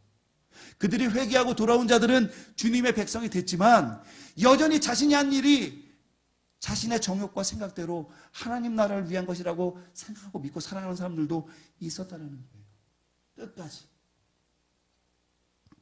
이 사건에 대해서 사도 바울은 로마서 11장 33절부터 36절에서 인간이 얼마만큼 하나님의 뜻을 알아가는데 부족한가, 이렇게 이야기하셨습니다. 제가 한번 읽어보겠습니다. 로마서 11장 33절로부터 36절입니다. 깊도다 하나님의 지혜와 지식의 풍성함이요 그의 판단은 헤아리지 못할 것이며 그의 길은 찾지 못할 것이로다. 누가 주의 마음을 알겠느냐? 누가 그의 모사가 되었느냐? 누가 주께 먼저 드려서 갚으심을 받겠느냐? 이는 만물이 주께서 나오고 주로 말미암고 주께로 돌아감이라. 그에게 영광이 세세에 있을지어다. 아멘. 여러분, 이 말씀은 있잖아요, 무엇과 관련돼서 얘기한 거냐면 유대인들이 자신들이 하나님을 가장 사랑하고 가장 잘 알고 하나님의 유산을 자신들이 온통 다 계승했다고 믿고 있는데 예수님을 십자가에 못 박았잖아요. 그래서 모든 것을 끝났다라고 해서 승리를 했다고 했는데 결국 하나님이 그 모든 잘못된 과정을 통해서라도 그 놀라운 역사를 이루셨던 그 하나님의 놀라우신 계획하심과 이끄심에 대해서 찬양하는 내용이에요. 여러분, 여기 나오면 하나님의 이런 지혜와 지식과 판단, 우리가 어떻게 따라가겠습니까? 우리는 있잖아요. 잘한다고 하지만 오히려 하나님의 뜻을 어그릴 때도 있고요. 우리가 선행을 한다고 하지만 때로는 그것이 그 사람에게 해를 끼치는 일들, 그런 실수를 우리가 많이 하지 않습니까? 이것이 우리 인간의 상태예요. 잘하려고 해도 노력을 해도 종종 하나님을 반대하는 것이 우리의 모습인 겁니다. 사도 바울이 열심으로는 교회를 핍박했잖아요. 왜 교회를 핍박했습니까? 그것이 하나님의 뜻인 줄 알고. 그러나 나중에 보니 죄인 중에 괴수의 모습이었다는 걸 깨닫게 되지 않습니까? 그렇기에 주님의 이름으로 주님의 뜻을 따라 기도한다고 우리가 말하더라도 우리 마음속에 우리의 정욕이 있을 수도 있다라는 거예요. 그것 때문에 우리가 그것을 감추고 내 자신을 숨기고 서라도까지 우리가 기도하는 경우가 있더라는 겁니다. 그렇기 때문에 우리가 기도를 드릴 때 잊지 말고 기억하고 우리 마음판에 새겨야 될 그런 내용들이 있는 거예요. 이거는 우리 인간이 연약하기 때문에 내가 평소에 아무리 잘한다 하더라도 나도 모르게 그 자리에 가기 때문에 나를 기둥에 매어서라도 그것으로 가지 않도록 노력을 해야 된다는 거예요. 그 내용이 뭐냐? 바로 우리가 오늘 읽은 그 말씀의 내용이라는 겁니다. 우리가 아니라 우리 안에 거하시는 성령님께서 우리를 위하여 친히 간구하신다는 말씀에 의지해야 됩니다. 그리고 그 성령님께서 우리를 위해 어떻게까지 행하시는지도 우리가 구체적으로 알고 계셔야 돼요. 성령님이 아까 제가 말씀 시작하기 전에 이미 말씀 끝났다고 얘기했잖아요. 다 알고 있는 거고 요약까지 했잖아요. 그게 오늘 말씀의 요약입니다. 그런데 우리가 왜 그 말씀을 알고도 기억을 못하는 걸까? 우리가 그 말씀을 기억하고도 왜 그것을 우리가 붙잡지 못할까? 제가 고민한 내용이 바로 그겁니다. 보니까 어떻게 자세히 했는지를 모르는 거예요. 내가 내 아내와 남편과 10년, 20년, 30년을 살았는데 어느 날 돌아다 보니까 아무 기억이 없어요. 그냥 옆에 있을 뿐. 그게 가장 좋은 겁니다. 하지만 구체적인 것을 기억하지 못하니까 아무것도 아닌 것처럼 생각이 되는 거 아니겠어요? 그죠? 내가 공부를 했어요. 책도 많이 봤어. 근데 나중에 시험 보니까 시험 안 본 것 같아. 저만 그랬나요? 여러분, 왜 그런 거예요? 책에는 그냥 책장을 넘기고 책을 읽었다라는 데 의의가 있는 게 아니잖아요. 이 내용을 읽고 자세히 아는 것이 굉장히 중요한 거잖아요. 근데 우리가 거기까지는 하지 않는다는 거죠. 그러니까 다 아는 것 같고 그렇기 때문에 더 어렵고 적용이 되지 않는 겁니다. 그래서 제가 3가지 정도로 간단하게 정리해 보았습니다. 우리가 첫 번째 기억해야 할 상황은 무엇이냐? 성령님께서는 우리 성도들의 연약함을 절대적으로 도우신다는 사실을 잊으셔는 안 됩니다. 여러분, 그 정욕의 마음도 우리의 연약함이에요. 그것마저도 십자가 앞에 내놓아야 되는 겁니다. 이것만은 안 돼. 그것도 연약함이에요. 그거는 강함과 독함이 아닙니다. 세상은 강자는 살아남고 약자는 도태되는 원리를 갖고 있죠. 이 내용은요, 이 세상의 원리에서 동서고금을 막론하고 진리로 여겨진 생각입니다. 만약에 그렇다면요, 하나님 대신, 신이 되신 이 하나님, 그리고 성령님께서는 강하고 능력 있는 사람만 모아서 자신에게 유익한 일을 할 수 있도록 사용하셨겠죠. 이게 세상의 원리니까. 저 같은 자를 사용했을까요?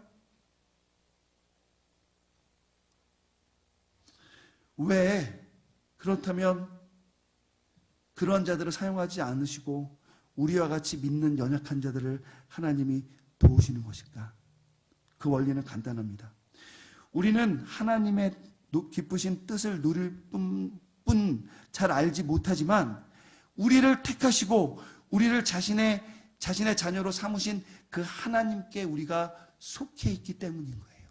우리가 무엇을 해서가 아니라 우리를 향해 무엇을 해주신 그 하나님의 그 기뻐하심 때문에 우리가 하나님 앞에 설 수 있고 하나님의 도구로 살아갈 수 있다는 겁니다. 로마서 8장 1절 2절에 보면 사도 바울은 다음과 같은 선언을 하십니다. 이건 일종의 선언이라고 얘기할 수가 있겠어요. 그러므로 이제 예수 그리스도 안에 있는 자에게는 결코 정죄함이 없나니 이는 그리스도 예수 안에 있는 생명의 성령의 법이 죄와 사망의 법에서 너를 해방하였습니다. 여러분, 여기서 말하는 너는 나 자신을 얘기하는 거예요. 이 말씀은 간단하지만 굉장히 놀라운 말씀을 전하죠. 예수님을 믿었다 하더라도 우리 사람은 여전히 실수도 있을 수 있고 욕심에 가득 찰 수도 있고 개선의 여지가 없는 것처럼 보일 수도 있다는 거예요. 그러니까 무슨 대상이 될 수 있다는 겁니까? 항상 정죄의 대상이 될 수 있는 것처럼 보인다는 거죠. 아유, 난 저거만 하면 교회 다니. 예수 믿는 사람들 중에 그런 비난과 손가락질 나도 받을 수 있는 거죠. 그럼에도 불구하고 예수 그리스도 안에 있는 자, 우리 성도들에게는 어떤 환경과 어떠한 모습 안에서라도 정죄함이 없다라는 거예요. 여러분, 정죄라는 건 뭐예요? 죄에 따른 처벌을 이야기하는 겁니다. 그 대상이 하나님이니까, 우리가 죄를 지은 대상이, 그 처벌은 뭡니까? 영원 형벌밖에 없는 것인데, 지금 사도께서는 무엇을 얘기하고 계시는 거냐? 바로 그 영원 형벌, 죽음을 면케하셨다라는 거예요. 누가 그렇게 했다는 겁니까? 2절에 보니 예수 그리스도 안에 있는 생명의 성령의 법이 그렇게 이루셨다라는 거예요.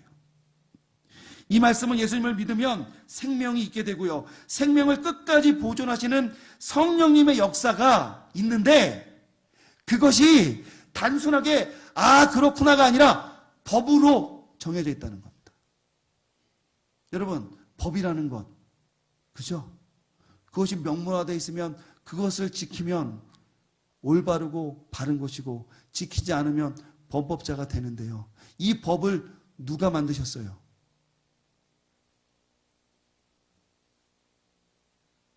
저 아닙니다.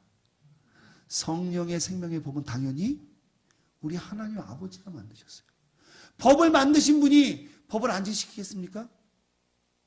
법을 주신 분이 그 법을 어기면 모순이 되는 거잖아요. 믿을 만한 분이 못 되는 거 아닙니까? 바로 이 법을 세우신 분이 바로 하나님입니다. 그렇기 때문에 이 법에는 무효가 없는 거예요. 내가 기도 응답을 못 받고, 내가 이런 것과 상관없고, 내가 잘하고 못하고 이런 거 상관없습니다. 그리스도 예수 안에 있는 자, 그를 믿는 자에게는 정죄가 없습니다. 끝입니다. 이거는 하나님의 법이에요. 그렇기 때문에 예수님을 믿고 성령님의 인도하심에 따라 살고자 하는 자는 비록 실수는 있지만, 그래서 우리가 반성도 하고 눈물도 흘리고 하나님 앞에 회개 기도를 드리지만, 그럼에도 불구하고 우리에게는 결단코 정죄 곧 영원한 형벌이 적용되지 않는다라는 거예요. 그러니 성령의 온통 권면하고 책망하고 바르게 인도하려고 하는 그런 목회의 말씀이 들어있는 거 아니겠습니까? 만약에 하나님께서 우리를 버리시기로 했다면 이런 말씀 뭐로 주셨겠어요? 돌이키라, 회개하라, 돌아오라. 왜냐하면 죄와 사망의 법이 더 이상 그 사람, 우리 예수 그리스도를 믿는 우리에게는 적용되지 않기 때문이에요. 이러한 법을 친히 세우시고 주신 분이기 때문에 기꺼이 하나님을 혹은 성령님을 통해 우리의 연약함을 도와주신다는 거예요. 그러니까 연약함을 왜 도와주느냐? 하나님이 법을 만들었는데 우리는 여전히 하나님의 기쁜 뜻을 모르니 실수와 잘못을 반복할 수 있는 거잖아요. 하나님은 책망하지 않으시고 뭘 해주신다? 그 실수와 잘못을 연약함으로 생각하고 도와주신다는 거예요. 그러니까 여러분, 이 도우심은 있잖아요. 우리를 구원하신 그분이 우리가 그 구원을 끝까지 이루어 나가기 위해서 우리를 도와주신다라는 그런 말의 의미의 도우심, 그 연약함을 채워주신다라는 이야기라는 겁니다. 우리를 죽이는 것이 아니라 살리시는 분이기 때문에, 비록 현재의 고난 때문에, 현재의 갈등 때문에 우리가 넘어지고 떨어져 나가고 심지어 예수님이 믿기 싫다라는 심정이 들더라도, 그래서 로마서 8장 18절에 나온 것처럼 우리가 조금 멀리 떨어져 갔다 하더라도 있잖아요. 주님은 이것을 정죄의 대상으로 보지 않으신다는 겁니다. 오히려 뭐라고요? 도와줘야 될 연약한 모습이니 도와주시겠다 이야기하신 겁니다. 저도 부끄러운 고백을 한번 해볼게요. 제가 총신대학에 왔는데 이경주 목사님이랑 같이 동기로 입학을 했잖아요. 열심히 기도하고 총신대학에 들어왔습니다. 제가 고등학교 때 폐수술을 크게 했습니다. 그래서 고1, 고2 때 폐수술을 해서 학교를 잘 다니지 못했어요. 병원에 오래 입원도 했었고 너무 힘들어서 오랫동안 앉아있지 못해서 이대로 내가 총신대학이나 대학에 가서 주예를 할 수 있을까라고 고민할 정도로 몸이 많이 안 좋았고요. 대학교 가서도 한 1학년 때까지는 수업 시간에 잘 못 앉아있고 했었습니다. 물론 큰 병은 아니었는데 체력이 좀 약했던 것 같아요. 그런데요, 제가 고2, 고3 때를 지나면서 성적도 잘 나오지 않고 많이 어려운 가운데서도 기도하면서 특별히 구약 성경을 일독을 했어요. 고3 때 6시 20분에 학교에 등교를 6시 20분까지 했는데 6시 20분부터 제 기억에 9시 50분, 7시 할 때까지 성경책만 읽었습니다. 누가 그랬어요? 성경만 쓰면 모든 지혜가 들어있다고. 네, 그래서 읽었어요. 근데 수능은 잘 못 봤습니다. 지혜만 있었지 이 안에 정답이 들어있지는 않았던 것 같아요. 시험 문제에. 그런데 여러분, 제가 그러니까 여러분 아팠죠. 힘들게 공부해서 어렵게 우리 이경주 목사님보다 한 등수 아래로 해서 총신대에 입학을 했어요. 예, 엄청난 경쟁을 이제 우리가 했죠. 근데 제가 총신대에 딱 들어갔는데요. 그래서 들어가서 너무 구약 성경만 읽었나 해가지고 신약 성경을 한 1학년 때 20독 정도 했습니다. 그런데 한 3독 정도인가 4독 정도 했을 때 한 3월인가 중하순에 갑자기 하나님은 안 계신 것 같은 거예요. 여러분, 제가 폐수술을 하고요. 4대째 기독교 집안에 자라서 정말 너무 몸이 안 좋으니까 하숙집에서 있으면서 기도하면서 시험 봐서 정말 하나님의 은혜로 총신대 신학과에 들어갔는데, 그럼 여러분, 우리 또 동네에서 또 우리 둘이가 또 들어갔다 그랬잖아요, 제가. 그런데 딱 한 달 정도 지났는데 하나님이 안 계신 것 같은 거예요. 그 제가 당시에 유행했던 그 동그란 농구 선수 사건인 가방을 탁 X자로 메고요. 우리 아마 목사님은 잘 아실 거예요. 우리 총신대학교 옛날 그 건물 뒤에 보면은 쓰레기장이 있었거든요. 쓰레기장. 그 쓰레기장을 이렇게 들어가 보면 거기에 숭실대로 넘어가는 개구멍이 하나 있어요. 제가 오후 4시 반쯤인데 그 개구멍 앞에 딱 서가지고 내가 이 개구멍 이렇게 정말 이렇게 딱 섰어요. 개구멍으로 나가면 신앙이고 모두 끝이다. 하나님이 없으니까. 아니, 왜 그런 마음이 내 마음에 들어왔는지 몰라요. 왜 그런 마음이 들어왔는지. 제가 그래서 정말 개구멍에 딱 서 있었습니다. 제가 그래서 마음속에 이런 멋진 말이 떠오르더라고요. 들어올 때는 정문으로 들어왔는데 나갈 때는 개구멍으로 나가는구나. 이런 또 명언도 그 순간에 생각이 나서 지금도 기억이 납니다. 근데 여러분, 그때 제 마음속에 하나님이 다 터치를 주죠. 이거 좋은 터치예요? 나쁜 터치예요? 어지간하면 주님이 제 마음속에 말씀을 하셨겠어요. 예? 그러니까 저는 그런 것이 대단하다고 생각하지 않습니다. 뭐라 그러시냐면 마음속에 하나님이라고 부르지도 않았어요. 여러분 죄송합니다. 그때 내가 만났던 그분은 누구인가? 예, 이겁니다. 성경 말씀도 아니에요. 그때 나를 만나줬던 그분, 내가 만났던 그분은 누구인가? 그래서 왼쪽으로 가면 개구멍, 오른쪽으로 가면은 산 기도처, 이게 있었어요. 근데 제가 그래도 몇 가지 힘들게 왔는데 본전 생각이 나서 그 자리에서 기도하러 올라갔어요. 우리 이경주 목사님도 기억하시겠지만 제가 수업을 듣다가 갑자기 기도하는 생각이 들면서 그냥 책 놓고 나가서 기도하고 그러고 왔어요. 근데 친구들은 왜 그런지 몰랐을 겁니다. 근데 저는 하나님이 없다고 생각이 되는 거예요. 그러니 이 마음이 요동치고 내가 여기까지 그렇게 힘들게 공부해서 여기까지 왔는데 도대체 알 수 없는 이 불안함과, 그렇지만 나를 만나줬던 그분, 나를 말씀으로 이끌어주시고 나를 말씀으로 세워주셨던 그분, 내가 아프고 힘들 때 나를 위로해 주시고 나를 격려해 주셨던 그분, 그분에 대한 단지 하나님이라고도 안 불렀어요. 그분에 대한 단지 그것 때문에 제가 마지막으로 기도를 해보자 해서 그 기도를 올라가서 한 학기 동안 기도를 했다니까요. 여러분, 하나님이 있잖아요. 그렇게 저를 도우셔서 제가 여기까지 온 거예요. 그 중간에 집안 말고 이거는 아무것도 아니야. 그때는 제가 자존심도 있고 이미 믿음이 단단해지고 목회자가 되기로 완전히 결단했기 때문에 조금 부끄러움이 있었던 것이지 그때에 비교하면 아무것도 아니었던 것 같아요. 여러분, 그러한 자도 하나님이 도우시고 보듬고 심지어는 나는 하나님이다가 아니라 그때 그분은 누구신가라는 그 말 한마디를 내 마음에 던지셔서 그렇게 도우셔서 이끄셔서 이 자리까지 오게 하신 분이 바로 우리의 하나님이라는 거예요. 그러니까 여러분, 기억하셔야 된다는 겁니다. 뭘 기억하냐? 하나님은 지금까지 나를 도우셨던 것처럼 지금도 나를 도우실 것이고 지금 문제가 향후까지 연결된다 하더라도 결국은 우리의 연약함을 친히 도우신다는 걸 여러분이 믿음으로 듣고 배우고 간증으로 듣고 배우고 나의 인생을 통해 배웠던 그 사실을 꼭 기억하셔야 된다는 거예요. 여러분, 노트에 기록해 놓으세요. 여러분, 마음판에 하나님이 나에게 어떻게 우이제일교회에 있을 때 하나님이 나를 위로하고 이끄셨는지 그거 잊어버리지 말고 세밀하게 기억하고 세밀하게 나를 어떻게 이끄셨는지를 기억해 놓고 그것을 붙잡고 하나님이 나를 도우셨다는 것을 기억하시라는 거예요. 여러분, 그것을 기억하지 않고 하나님이 나를 내팽개치시고 하나님이 나를 버려두시느냐 말을 하냐는 겁니다.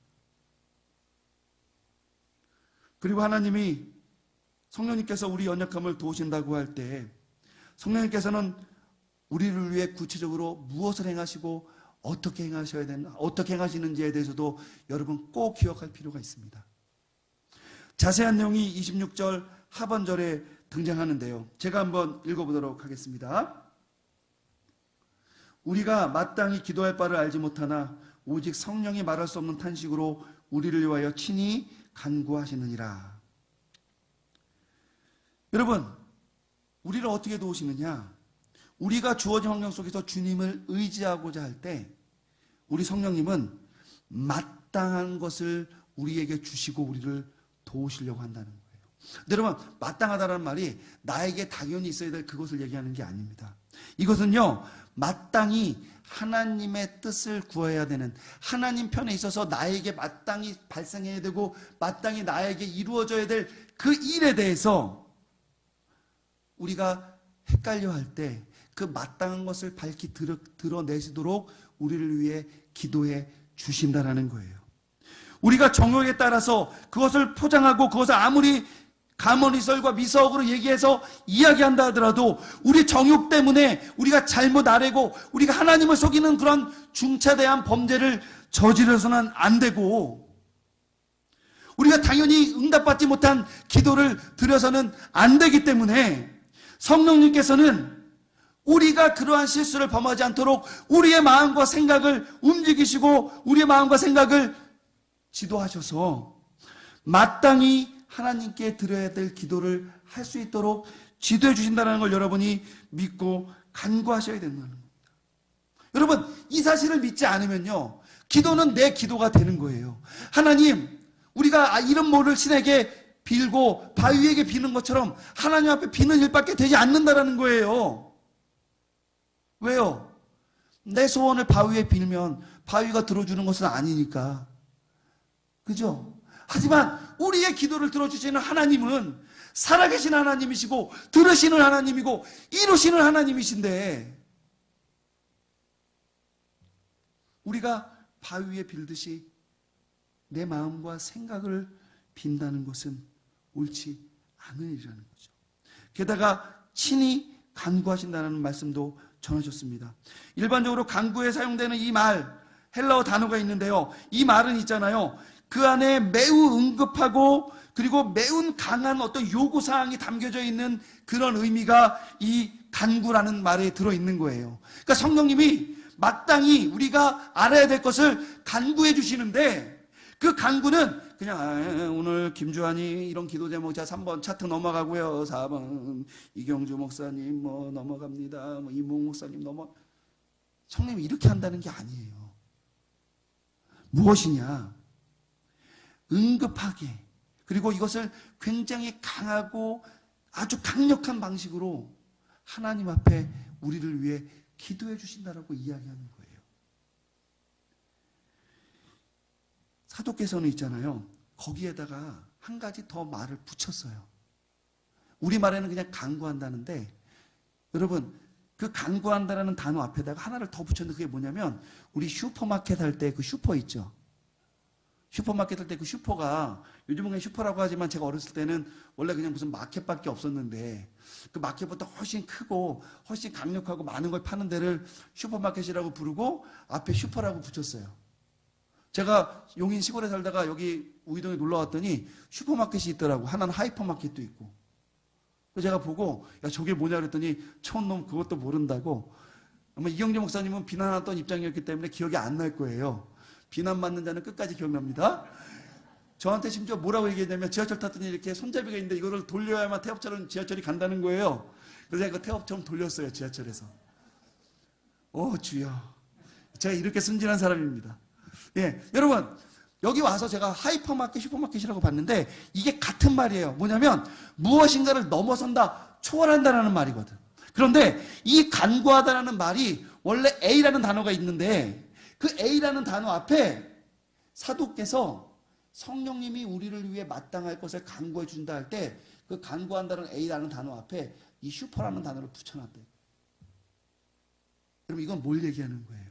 그냥 간구해, 안 그래도 힘써 기도해 주시는데 거기에서 끝나는 것이 아니라 그 위에 힘을 더해서 우리가 구할 수 있는 것 그 이상으로 성령님께서 우리를 위해 슈퍼하게, 아주 강력하게, 아주 긴급하게 우리가 마땅히 구할 것을 지금 기도해 주신다는 거죠.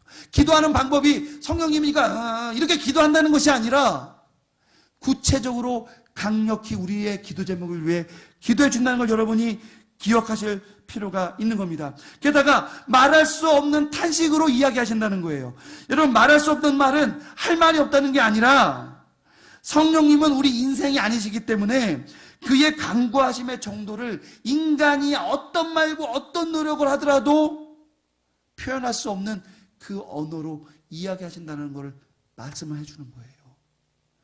탄식이라는 말은 어휴 라는 뜻보다는 울부짖음과 괴로워서 내는 소리를 이야기하는 겁니다.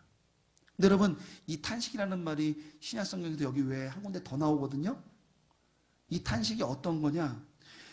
사도행전 7장 34절에 보니까요, 하나님께서 내 백성이 애굽에서 괴로움을 받음을 내가 정령히 보고 그 탄식하는 소리를 듣고 저희를 구원하러 내려왔노니라고 했을 때, 하나님이 자신의 백성을 애굽에서 구원하시기 위해서 어떤 행동을 취하였는데 그것의 가장 중요한 것이 뭐냐? 그들의 탄식 소리를 들으셨다는 거예요.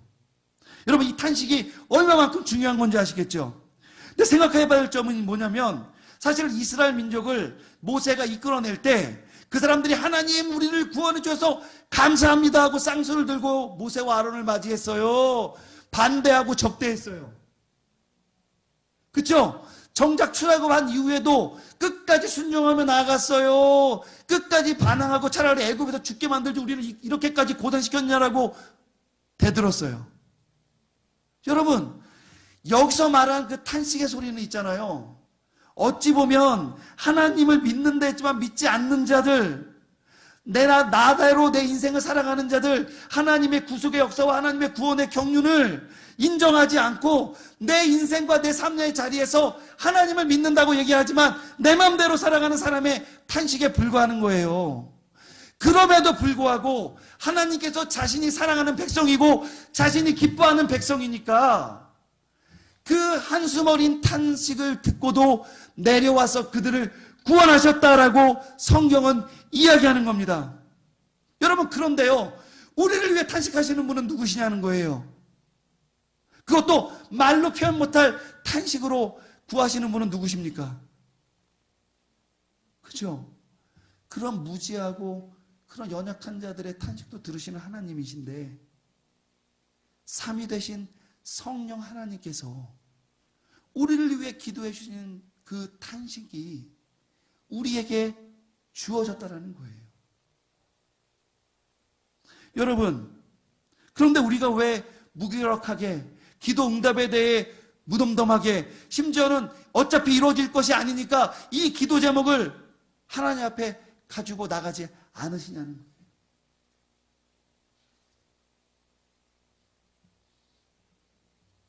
우리는 우리의 힘으로 기도를 해서 나의 능력과 자격으로 응답을 받는 게 아닙니다. 여러분, 만약 그런 거였다면 제가 지금 목소리 높여서 여기서 설교할 필요가 없어요. 그냥 각자 알아서 잘하시면 됩니다. 하지만 우리가 연약하든 잘했든 부족하든 강하든 우리를 기뻐하시는 그 하나님께서 우리의 기도를 들으시는데, 우리의 목소리를 들으실 뿐만 아니라 우리의 연약함을 도우시며, 구체적으로 이야기하자면 말할 수 없는 탄식으로 우리를 위해 힘써 간구에 간구를 하시는 그 성령님의 기도를 들으신다는 거예요. 왜 여러분 기도의 자리로 나오지 않으세요? 여러분 왜 해결될 것 같지 않은 그 기도 제목, 마치 주님이 없고 부모님이 없는 사람처럼 그것을 그 부모님께, 그 하나님께 내놓지 않냐는 거예요.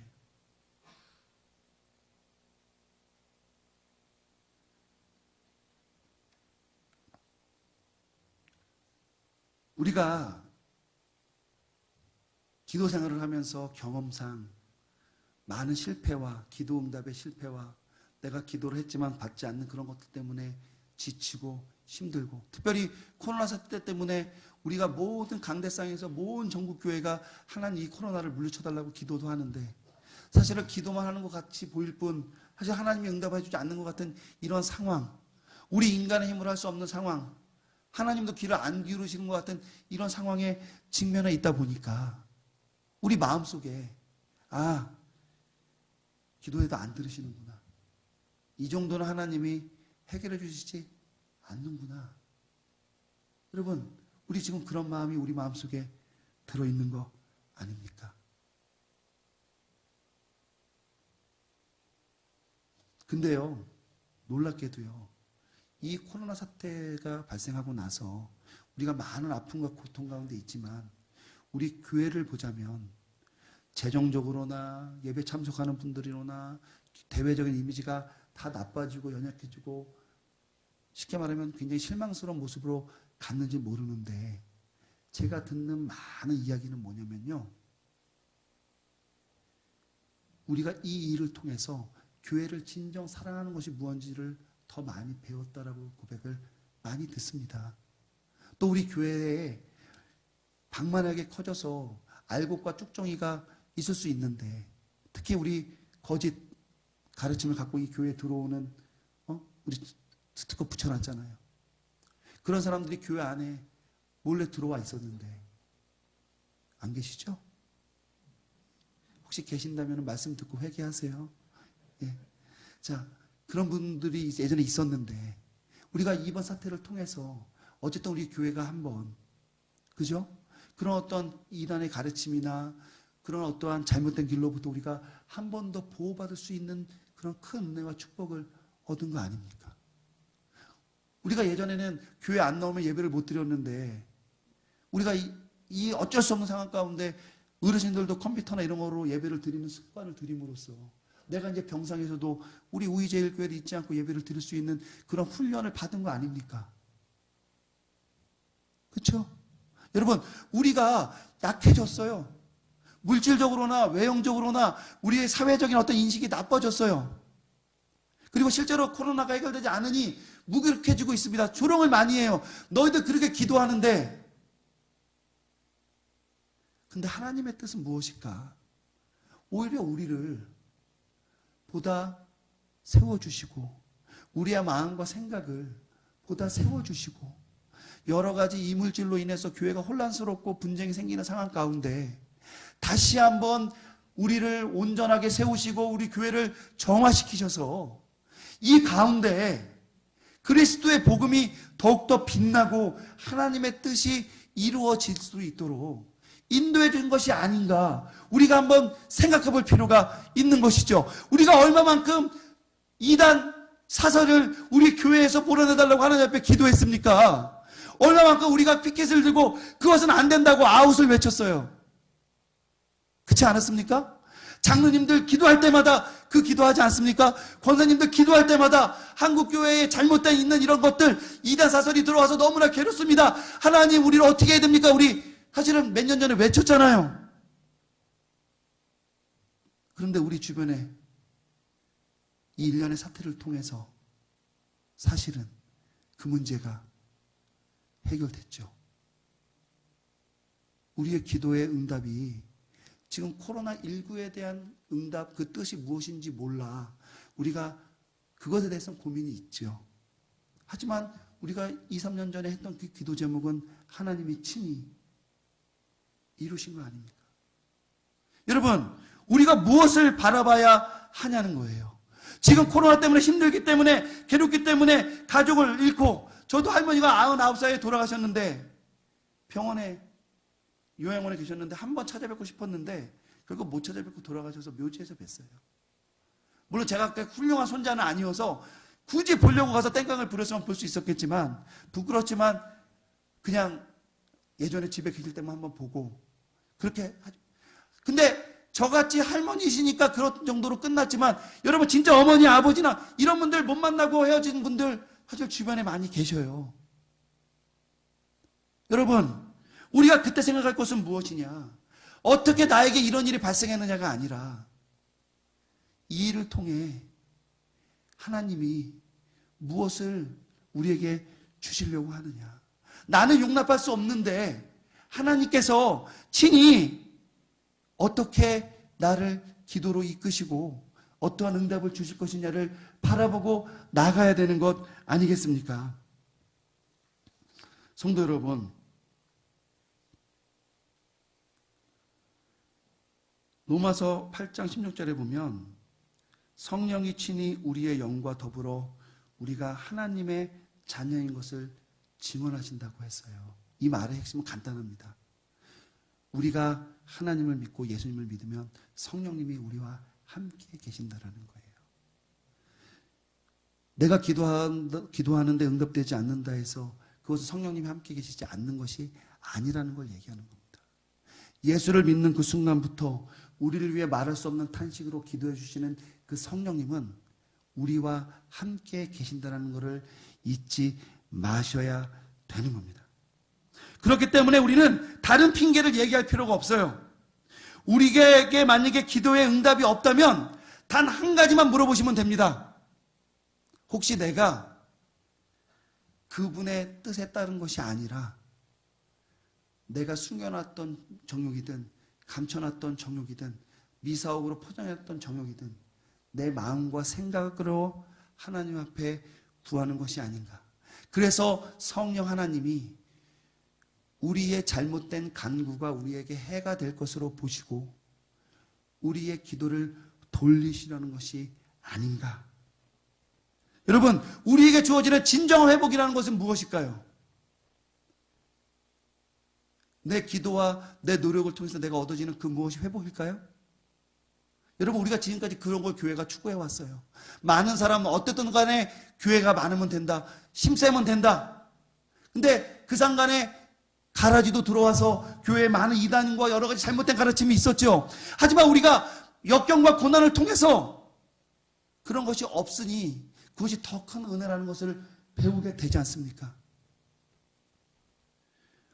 내 마음속에 있는 그러한 가라지와 같은 생각, 그런 잘못된 생각을 뽑아내고 오직 하나님의 뜻이 무엇인지 먼저 구하고 그 구하시는 바를 성령님의 의지에서 함께 간구하는 그 자리로 나아가는 것이 우리의 진정한 회복인 것을 믿고 우리 온 성도님들이 하나님의 그 도우심을 바라며 나아가는 복된 자 되기를 주님의 이름으로 축원드리겠습니다.